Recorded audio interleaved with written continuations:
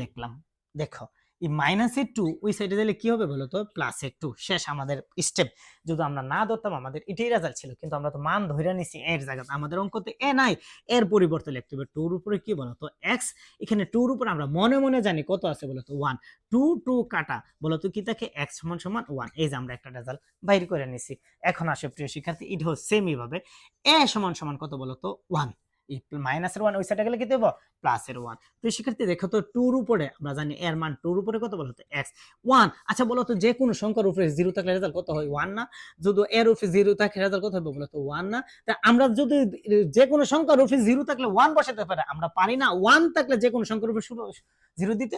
আমরা সেম ই 1 এর পরিবর্তে আমরা 2 এর উপরে কি দিছি বলো তো 0। স্যার আপনি কেন 2 এর উপরে 0 দিলেন? কারণ আমাদের এখানে আছে 2 2 বাদ দেওয়ার জন্য। যদি 3 থাকতো আমরা 3 এর উপরে 0 দিতাম, 4 থাকলে আমরা 4 এর উপরে 0 দিতাম, কারণ আমরা জানি 4 এর উপরে 0 থাকলে রেজাল্ট কত হবে বলো তো 1 হবে।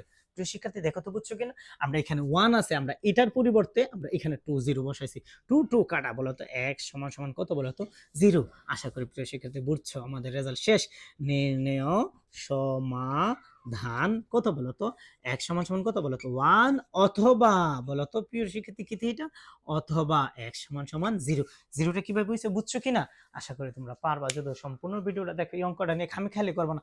অঙ্ক তুমি যদি বুঝে করো তোমার কাছে অনেক ভালো লাগবে। যদি মুখস্থ করে এই অঙ্ক থাকবে না, কারণ পরীক্ষায় তো হুবহু আসবে না, এর পরিবর্তে সংখ্যা চেঞ্জ করবে, চলক চেঞ্জ করবে, পাওয়ার চেঞ্জ করে আসতে পারে। তোমরা অঙ্ক মুখস্থ করার দরকার নেই, অঙ্কের নিয়ম শিখো। আশা করি সব অঙ্ক তোমাদের কাছে অত্যন্ত